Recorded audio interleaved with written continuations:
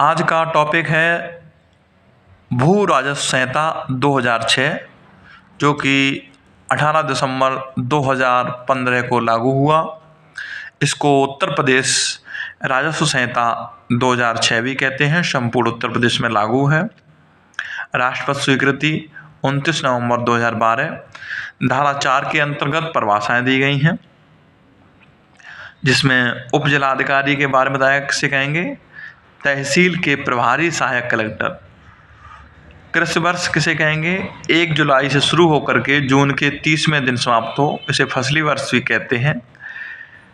राजस्व अधिकारी आयुक्त होंगे,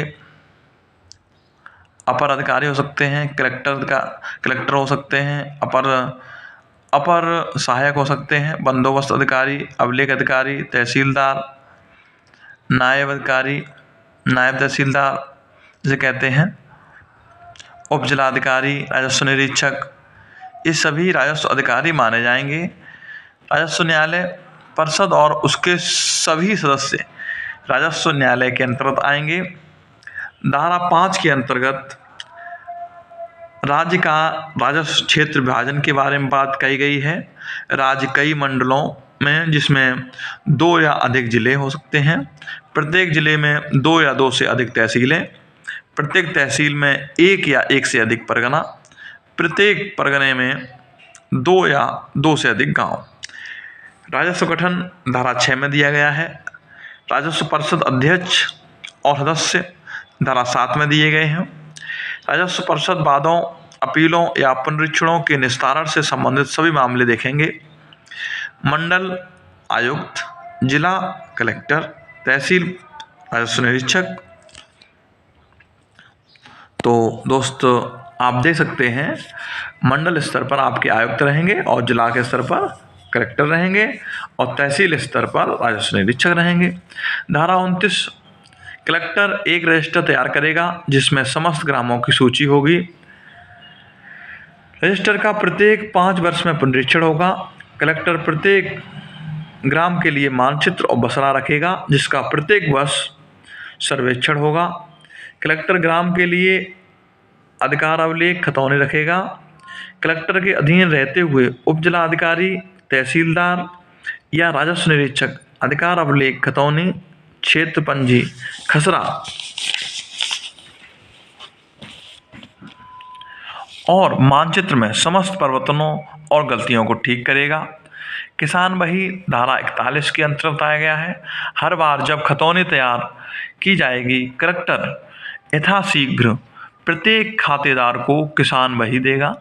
खाते के आधार पर ऋण ब्यौरा किसान बही में अंकित होगा। शपथ पत्र में गलत कथन पर 3 वर्ष की सजा होगी। धारा 60 में आवंटी से भिन्न व्यक्ति के अधिभोग को बेदखल कराने के बाद पुनः अधिभोग में लेने पर 2 वर्ष तक कारावास, जो न्यूनतम 3 माह और 3000 रुपये तक जुर्माना। धारा 68 में गांव निधि, जिसमें 25% से अधिक नहीं। धारा 69 समेकित गांव निधि संचालन करेंगे कलेक्टर द्वारा। धारा 74 में खातेदारी का वर्ग। धारा 75 में संक्रमणीय अधिकार वाला भूमिधर। धारा 78 में असामी के बारे में बताया। 88 में भूमिधरों के हितों की संक्रमणीयता। देखो, इतना केवल जानना है कौन धारा में क्या है, ज़्यादा गहराई में नहीं पूछेगा। धारा 98 में SC/ST भूमिधरों द्वारा अंतरण पर प्रतिबंध। धारा 147 में सरकारी पट्टेदार की परिभाषा। धारा 148 सरकारी पट्टेदार का भूमि धारण करने का हक। धारा 153 में भू राजस्व निर्धारित भुगतान राज्य सरकार द्वारा। भू राजस्व के भुगतान से छूट। नंबर 1, भवन, कब्रिस्तान और शमशान। भवन हो चाहे कब्रिस्तान हो चाहे शमशान हो, इसमें आपको छूट मिलेगी, आपको भू राजस्व नहीं देना पड़ेगा। भूमि का क्षेत्रफल 1.26 हेक्टेयर 3.126 एकड़ से अधिक ना हो। राज्य सरकार को भू राजस्व भुगतान करने की छूट दी जाएगी। कृषि संबंधी विपत्ति पर भू राजस्व की माफी है। भू राजस्व निर्धारण संबंधी राज्य सरकार आदेश अंतिम रहेगा, न्यायालय नहीं होगा। किसी जोत पर प्रथम प्रभार, भू राजस्व का रहेगा। धारा 226 में समझाया गया है अतिक्रमण के लिए शास्ति। प्रथम अपील पर सीमा 30 दिन की है, द्वितीय 90 दिन की। पुनर्विलोकन की शक्ति परिषद को होती है। दोस्तों, इस तरीके से ये आपका अधिनियम समाप्त होता है।